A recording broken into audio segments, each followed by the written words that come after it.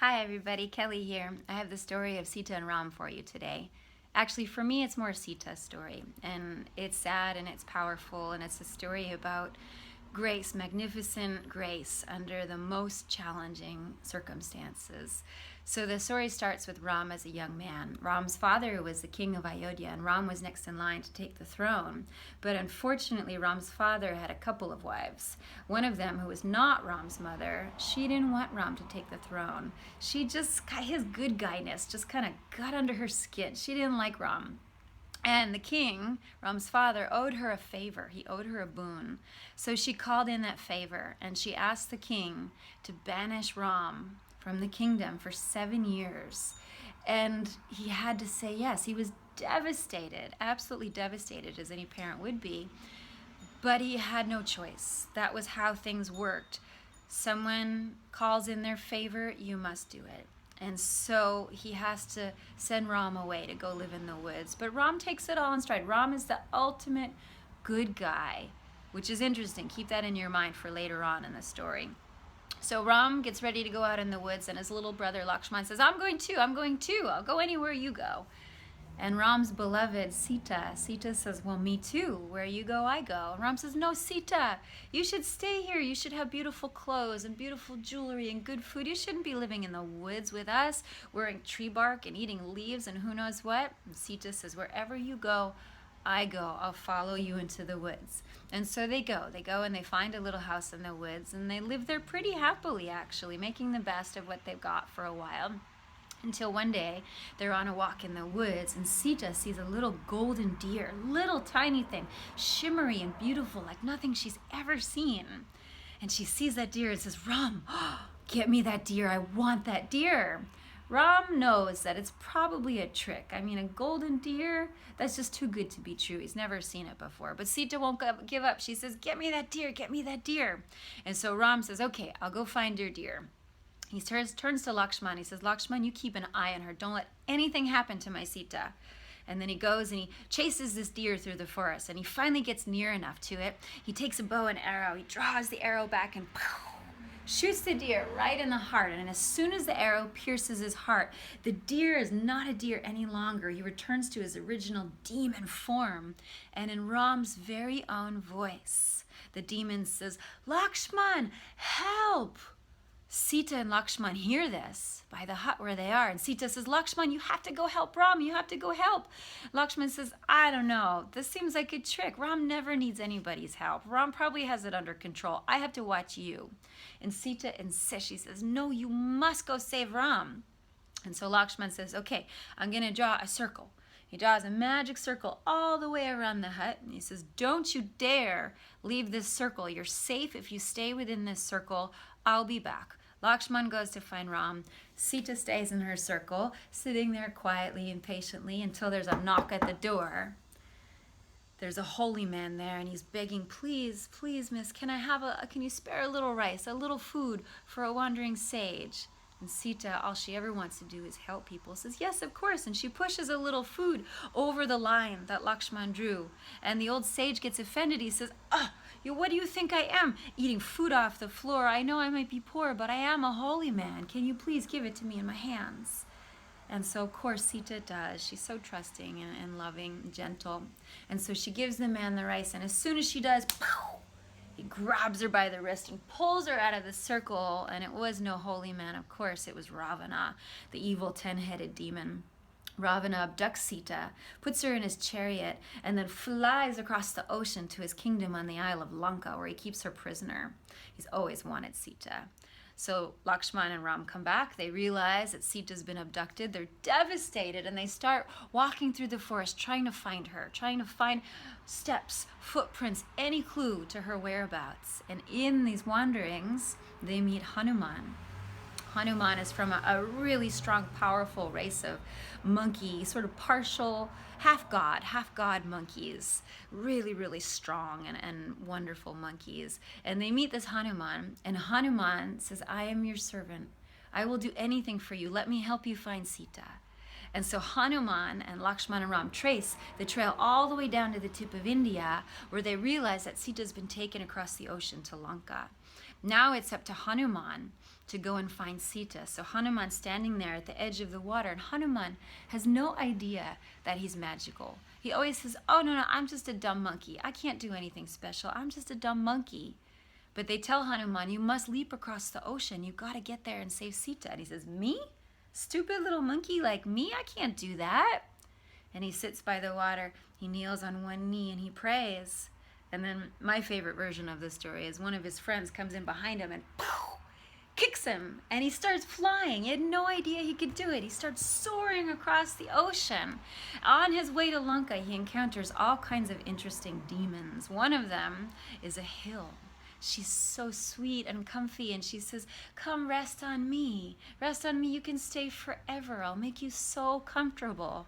Right? How often do we sort of get trapped? I know I get trapped by my couch all the time. Come rest on me. But he doesn't get trapped by any of the demons. Finally, he arrives at Lanka. He finds Sita. He gives her Ram's ring, because she doesn't know who Hanuman is. He gives her Ram's ring, and he says, Ram is going to come find you. We are going to come save you. And Sita's so glad. But before Hanuman can escape Lanka, Ravana and his men catch him. They catch him, and they light his tail on fire. Oh, but Hanuman, again, he's got these magical powers that he doesn't even realize. One of them is the ability to grow really huge. So he starts to get bigger and bigger and bigger, and that tail that's now on fire is destroying the whole city, the whole kingdom burning.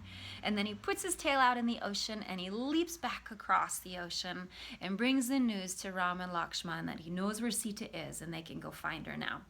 So now they have to build a bridge, and they get all the monkeys to help, taking these huge stones and building a bridge from India to Lanka so they can take the army across and go find Sita.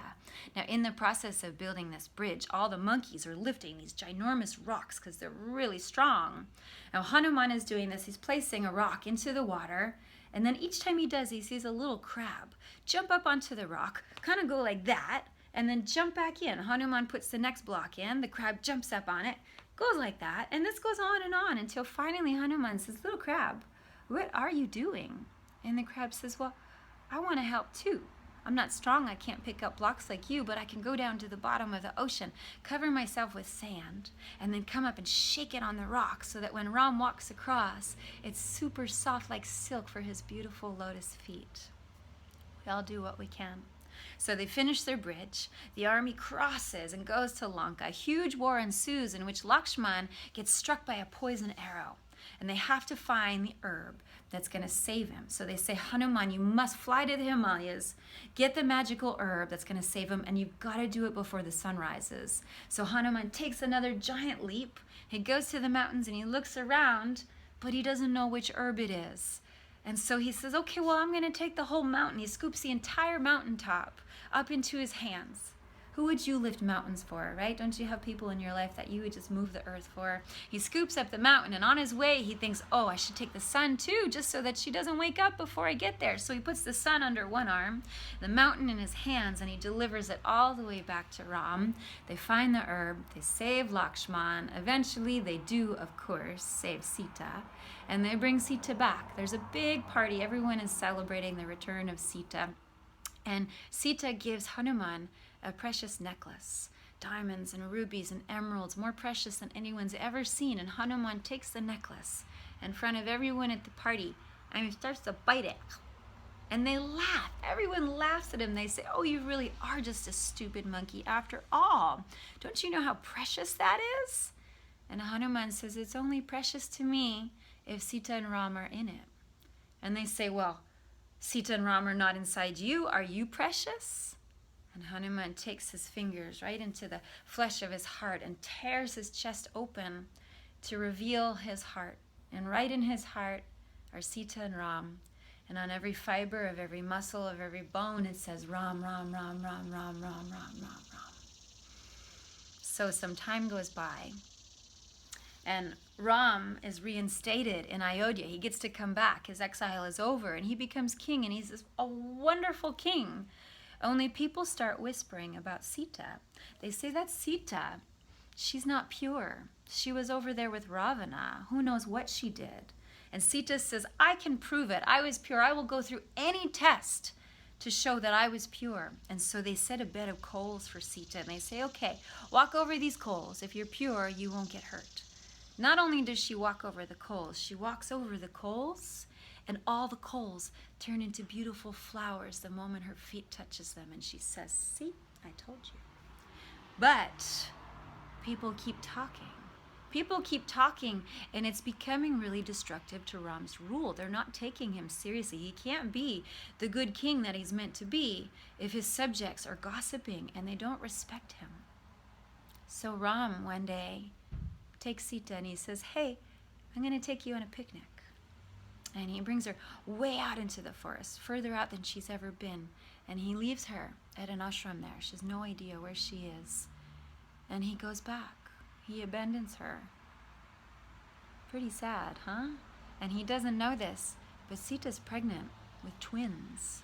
So Sita now lives in the woods and raises these babies all on her own. All on her own. And going back a little bit about Sita, Sita was born in the earth. Sita was found actually by King Janaka in a furrow as he was plowing his fields. So Sita's okay with being out in nature alone. She was found in the earth. And so now Sita's out there, out in the woods, raising these boys. And one of the boys, particularly, is really good with his bow and arrow, just like his father was. He's got this natural talent. And so word starts to spread that there's a boy living in the woods that's an incredible archer. And one day Ram and his men are in the woods, and they run into this boy. And they see him, and they go, oh my goodness, look at your talent. Who are you? Who are your parents? And the little boy says, here's my mother. And he brings them to Sita. And you might think, oh, reunion, this is wonderful. Ram takes the boys, goes back to Ayodhya, and they rule. And Sita, what does Sita do? Sita lets the boys go with their father. And Sita looks down at the earth and she says, okay, take me home. It's time. And the earth opens up and she falls back inside and it closes and takes her home. So that's Sita's story, a little bit of it. I wonder what you think. I would love to hear. Thanks for listening.